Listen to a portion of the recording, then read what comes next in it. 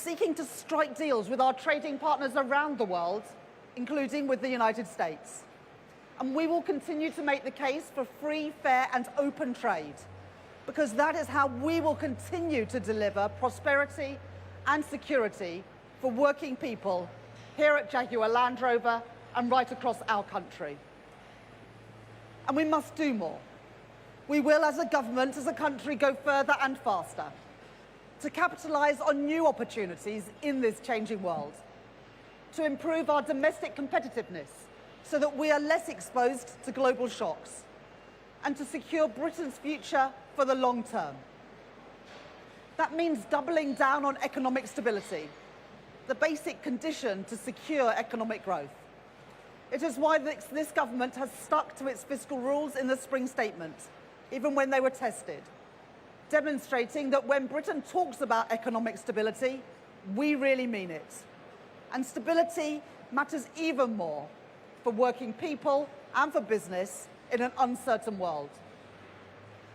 In the coming months, we will publish a modern industrial strategy to tackle growth in 8 key sectors, including in advanced manufacturing. A new plan for maximising growth in all of our regions, including here in the West Midlands.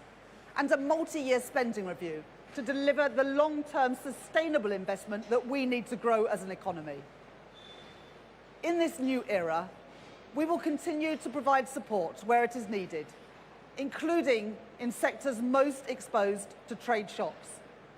Sectors like car manufacturing, the UK's #1 goods export, which generates £93 billion globally in revenue. It employs over 150,000 people in high-value, high-skilled jobs like those here at Jaguar Land Rover.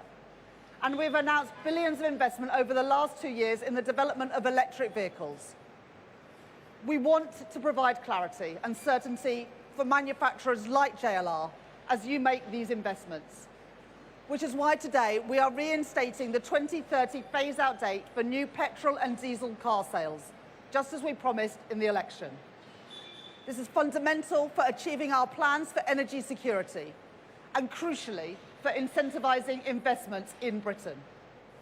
But we must do more to meet the moment and ensure that jobs and investment remain in Britain. We are already providing £2.3 billion to support zero-emission vehicle manufacturing and improving charging infrastructure, on top of the tax breaks that are worth hundreds of millions of pounds each year to help switch to electric vehicles and support British manufacturing. And today we are going further, with new measures to support car manufacturers decarbonise in a way that is sustainable and good for jobs in Britain. I am pleased that companies like JLR have given their backing to our plan, which is about stepping up into the new challenges that we face and the new economic reality. Government, business, trade unions working in partnership, building resilience at home by safeguarding jobs and investment here in Britain, capitalising on new opportunities in the global economy, and delivering security and delivering prosperity for working people across our country. That is the prize that is on offer that we must achieve together in our national interest. And to say more about how we will seize that prize, I'm delighted to introduce the Prime Minister. Thank you. Thanks, Rachel. Thank you, Rachel, and thank you, Adrian. And can I just say a big thank you to the entire workforce here. Some of you are here with us this afternoon, and I just want to say thank you for showing us what you do. We've been able to see some of the skill and experience that you put into this incredible product, years and years in the making in the technology. But thank you also for making us proud to be British, because as each car rolls off here, that is rolling off your production line, that is your commitment, that is your toil, your work, your professionalism, but it is then a product which you should be rightly proud of, and we're really proud of as a country, and none of that is easy. So thank you to each and every one of you. I'm trying to catch some faces, including those behind me, because I know just how much you put into that, and I want you to know just how much we appreciate what you do and how proud we are of what you do. So thank you for that. Thank you for joining us here this afternoon. Jaguar Land Rover, our leading exporter of goods, employing thousands of people across the West Midlands and beyond, including here, that proud symbol of British engineering brilliance. And brilliance is the right word. When you look at what is rolling off here, that is engineering brilliance. It is our industrial heritage, but also, in my strongly held view, it is our industrial future, not just our heritage. My message to you, Rachel, and my message to you today is simple. These are challenging times, but we have chosen to come here because we are going to back you to the hilt. And I think it's really significant that after the announcement on Wednesday, we had Adrian with us at 7 o'clock the next morning, and here we are Monday with you. Please read into that a statement of intent, because it is a statement of intent about how important this is for you, for us, and for the country. As Rachel has said, there's no doubt the challenge, but this is a moment for cool heads. Nobody wins from a trade war. You know that. But it's also a moment for urgency, because we've got to rise together as a nation to the great challenge of our age, and it is the great challenge, which is to renew Britain so that we're secure in this era of global instability. And nobody is pretending that tariffs are good news. You know that better than anyone. 25% tariffs on automotive exports and 10% on other goods. That is a huge challenge for our future, and the global economic consequences could be profound. But this moment has also made something very clear, that this is not a passing phase.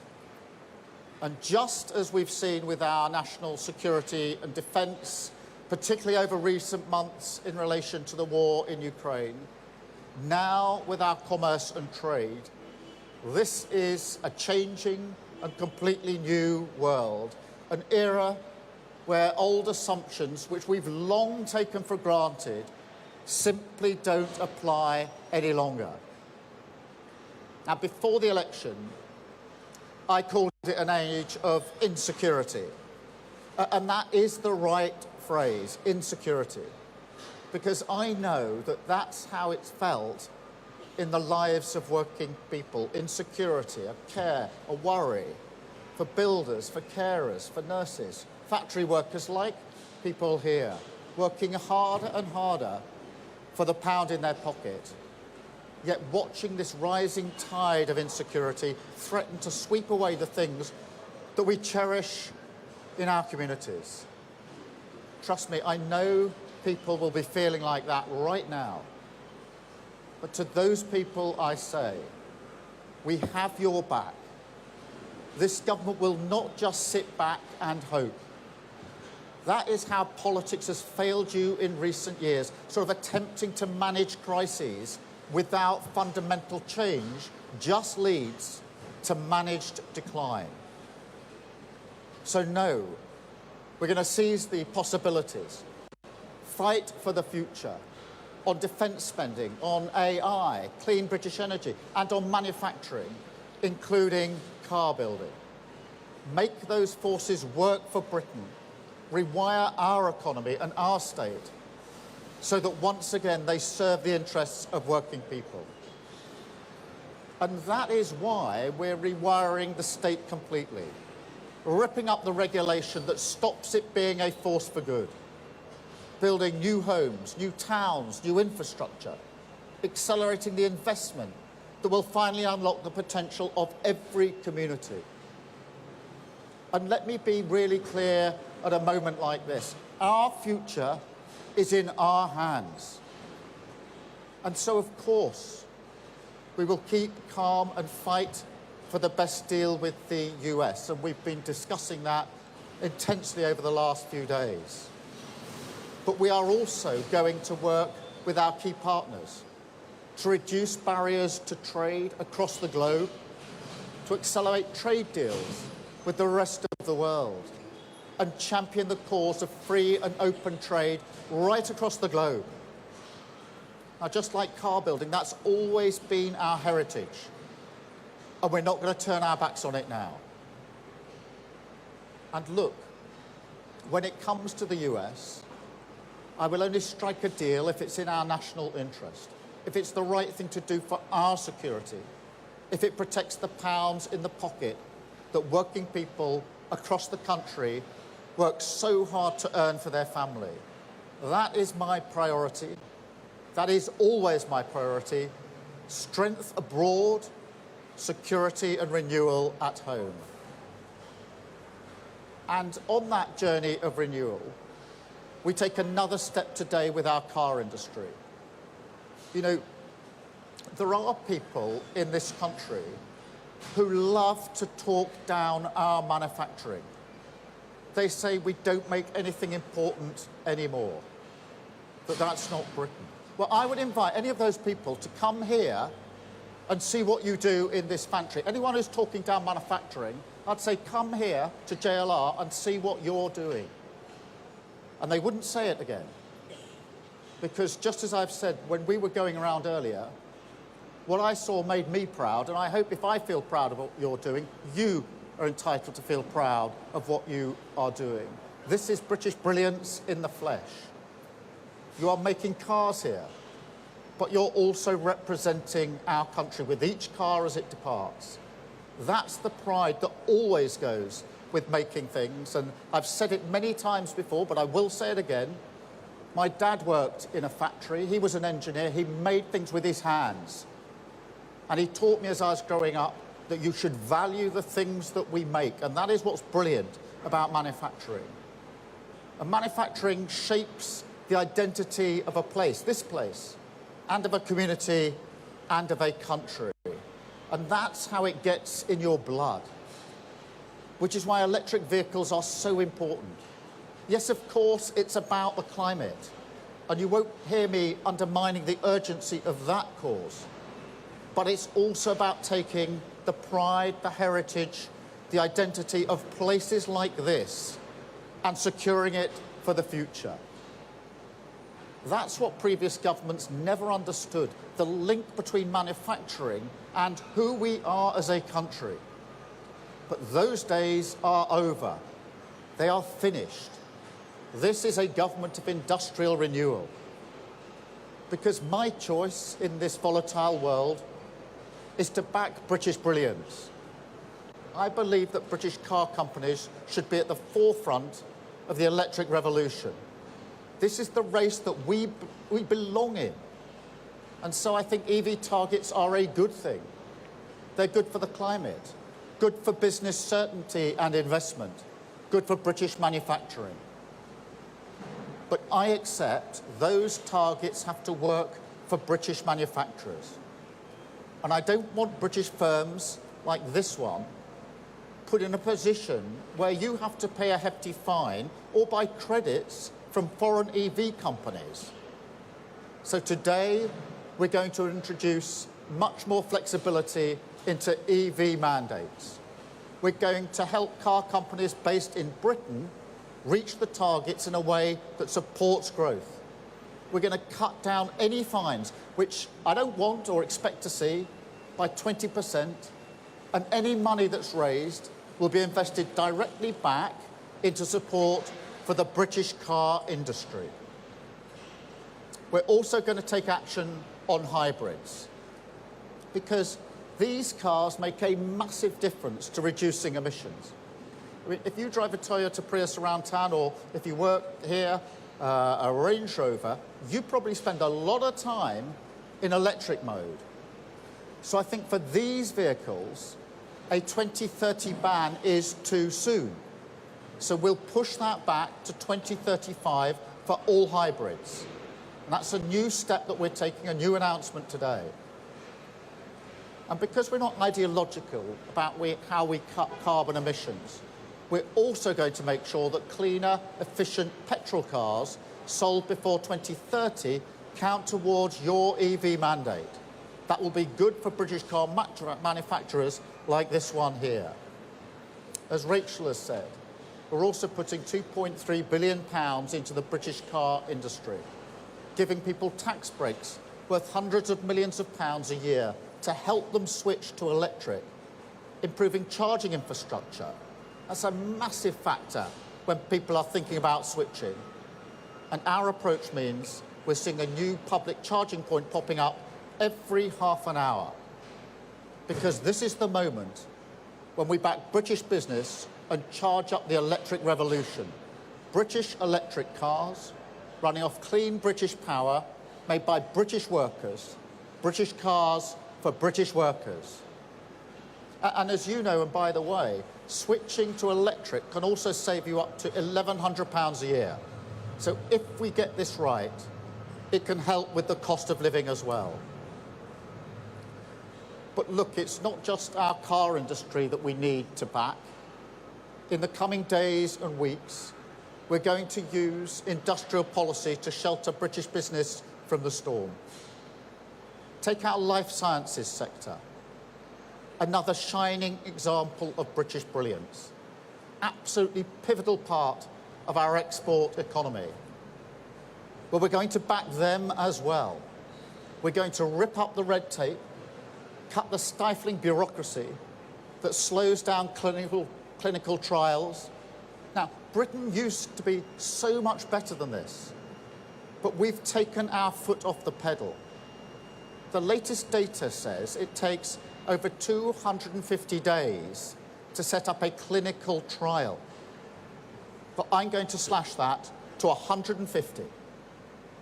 And on top of that, I can announce a new investment, up to £600 million in new health data research service, a Wellcome partnership with Wellcome Trust, strengthen the genome cluster in Cambridge, making sure that patient data in our NHS is unlocked for the public good, an opportunity for growth, but more importantly, to save lives with cutting-edge medicine.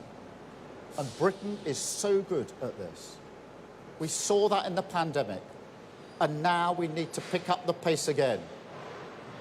This country has never waited around for history to shape us. We've shaped history, and we will do so again. Take our future into our hands, do everything necessary to defend our national interest, strengthen our alliances, increase our defence power, support our businesses, jobs and workers, rebuild in defiance of a volatile world, our industrial strength. That is the purpose of this government, security and renewal. The world may be changing, but we are driving forward, securing our future with a clear plan for change. Thank you very much for listening to me this afternoon. Thank you.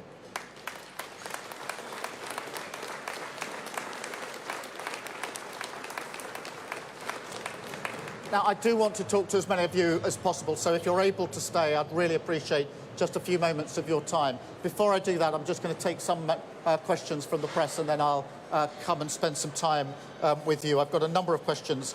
I've got first Chris Mason from the BBC. Chris. Thank you, Prime Minister. Chris Mason, BBC News.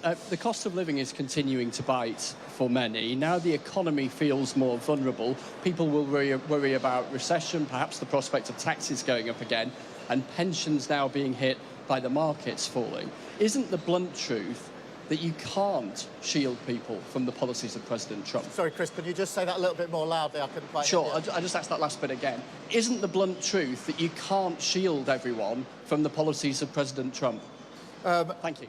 Look, I think there are undoubtedly challenges here. As I say, nobody welcomes tariffs. We don't want to get into a trade war.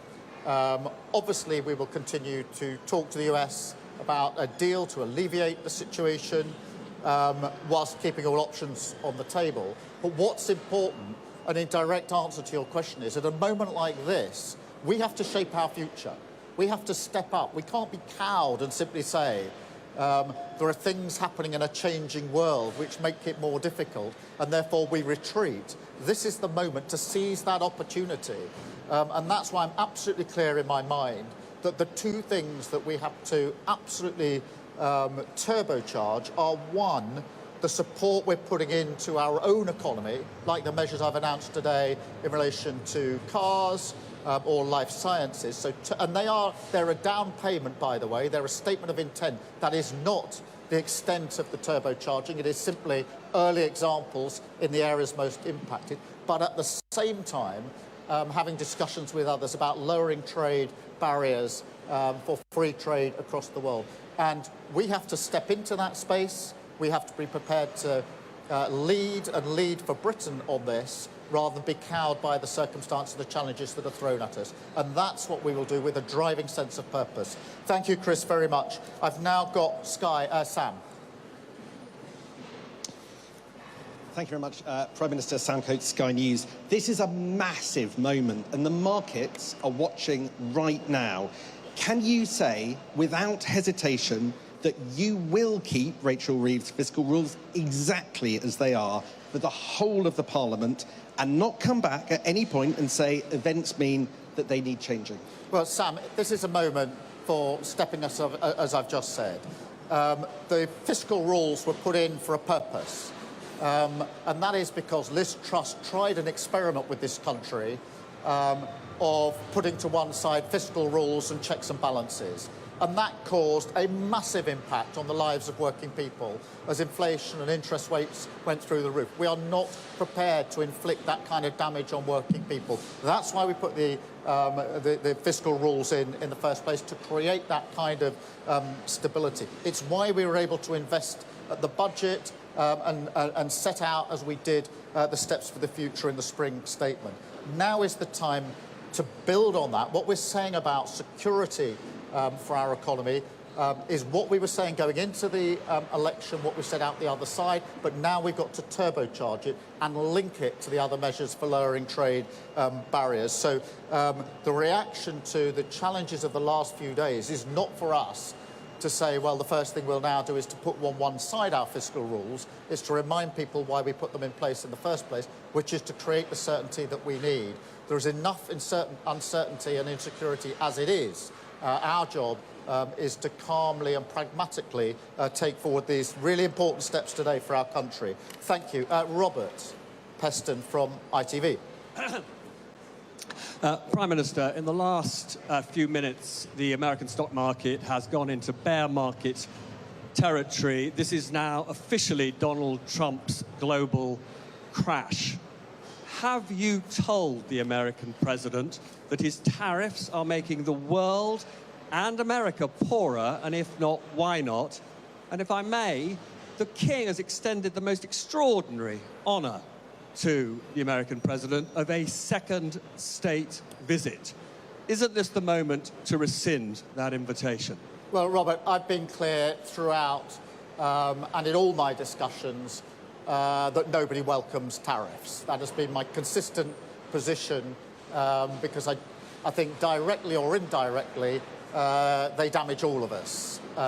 And that is why we're working so hard here in the UK and the measures we're taking in our economy, such as those announced today, to turbocharge the resilience of our economy and to step into that space, and why I've spent a lot of the last few days talking to international leaders about how we lower trade barriers and trade more openly as a nation. That does not detract from the fact that the US is a very close partner of the United Kingdom. On trade and the economy, of course, look at the product coming out of here going very much to North America. It's not in our interest to simply rip up that relationship any more than it is on defence and security and on intelligence sharing, where we 24/7 are operating with the US as our closest ally. So yes, we have to keep pragmatic and calm in the steps that we take, but we also need to keep a sense of perspective and context. The relationship between us and the US is a long-standing relationship that has helped to keep the peace for 80 years, and it is wrong to simply walk away from that relationship, in my view. It's a special relationship, close relationship. We now have to step up to the challenges that tariffs undoubtedly put on the table for us. Thank you, Robert. Chris from GB News. Prime Minister, Chris Hope from GB News. You said the old assumptions don't apply anymore. We've got your back, you told us just then. People are really worried about their finances. The ISA deadline was Saturday. People put money into stock markets now. Would you stick to your election pledge now not to increase national insurance, VAT or income tax for the lifetime of this Parliament? Chris, we made that commitment in the manifesto, and we were absolutely clear about going into the budget and the spring statement, and that is a commitment we've made and a commitment that we will keep, because the first lever can't be more taxes. My strong belief is that we have to grow our economy, create the conditions for investment, which we have done. There's been record investment coming into our economy. Now, in the light of these challenges, we have to go further and faster in the changes we're making, whether that's to do with regulation, whether it's to do with the EV mandate, to make it more flexible so businesses like this can thrive and meet the challenges. We have to push on into that space. So I'm still strongly of the view that the challenge we face is how to grow our economy, not just the sort of familiar tax and spend levers. Thank you. I'm going to go now to the Telegraph, and Tony, please, Tony Driver. Thank you, Tony Diver from The Telegraph. Today, Prime Minister, you've announced that you're putting more flexibility into the EV scheme to reduce red tape for businesses at a time of instability. Are you reviewing other net zero restrictions? Will you reconsider the ban on gas boilers in new homes and charges on manufacturers for producing glass bottles? Well, we are taking measures today to ensure there's greater flexibility, and that is driven to ensure that businesses like this and jobs here are the jobs of the future, and to make sure that we thrive in the way we've thrived so far. I see net zero as a real opportunity. There's a global race on for the jobs of the future in relation to net zero. More investment is coming into this country in relation to renewables than any other sector. I don't think now is the time to step away from that race. Now is the time to double down on that race. Some country is going to win the race when it comes to renewables and the changes for net zero. I want Britain to be in that race, and I want us to win that race. So yes, we will work with all sectors, as we've shown today. We're not ideological, we're pragmatic. If there's flexibilities that help, which is what we've done today, in important times for JLR, yeah, of course we will take those steps. But not to understand that net zero, the electric cars of the future, there's a global race for that. We don't want to back away from that race. We want to win that race, because therein lies the wealth of our country, the wealth of businesses like this, and the jobs not just of the people standing here in front of us, but of their children and their children's children. And that's what I have in my mind's eye when I go down this path. I've got Noah from The Sun, please. Good afternoon, Prime Minister. Can you guarantee that when the current model of Red Arrows goes out of service, any new model won't be designed by warmongering Russia? Yes, of course. That will be absolutely uppermost in my mind. I can give you that guarantee. It's very, very important that we don't have Russian influence in Red Arrows or anything else for that matter. Thank you very much. I've got Alex from Bloomberg. Alex. Thank you, Prime Minister. Alex Wickham from Bloomberg. Are you considering further measures to protect the car industry, like import quotas? You said you'd do whatever it takes to protect them today. And on British Steel, the last British blast furnaces are within days of closure. UK set to become the only major economy without a virgin steel industry. Will you do what it takes to protect it? And would you consider nationalisation if it comes to it? Well, Alex, I'm not going to get into particular measures. What I will say in relation to the first half of your question is what we've said today for the car industry is not the extent of anything that we can do, and I want to explore what more we can do. These are examples of what we can do at speed, but they're not the extent of my ambition when it comes to car manufacturing or any other business or sector. I think we can go further and faster, and we will do so. I'm not indicating they're a particular measure, but I am indicating an openness of mind to go further, and today's announcement should be seen as what they are, which is a down payment on the way that we're going to be doing business. On the broader question of steel, look, it is really important to us. Again, it's part of our heritage. Our plans for growth are going to require more steel. And therefore, the demand for steel is going to go up, not down. And that's why it's important that we support our steel industry. I'm really pleased that in Port Talbot, we were able to ensure there was a better deal. I'm really pleased that we've set aside £2.5 billion for the future of steel. I'm very pleased that we're working with and discussing the situation in Scunthorpe, which is extremely worrying for the business, for the workforce, and for the community, and for the country. You know, all options are on the table in relation to Scunthorpe. Again, an example of the approach that we will take.